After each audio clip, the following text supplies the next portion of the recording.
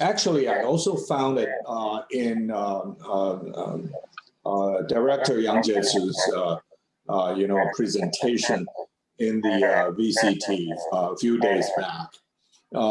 Actually, he had laid out four steps of resuming dialogue and a relationship with the United States.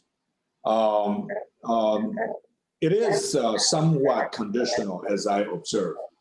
Now, which means without looking at Zhao Lijian, but just by looking at Yang Jie's presentation, I thought, and I tested in a war game that I designed and conducted only 2 days ago.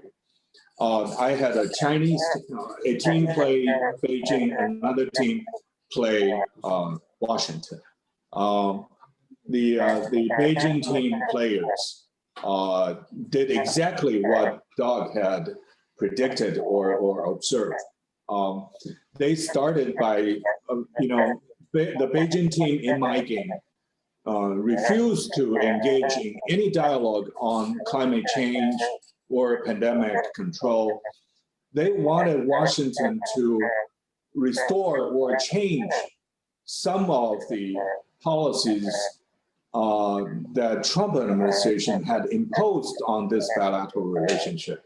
Before the China team wanted to get into the so-called cooperative area, they wanted Washington to take the first move to remove sanctions targeting at certain Chinese nationals. They wanted to resume, the consul general's offices before, other cooperative areas. So I think it's interesting, really, that we share similar observation.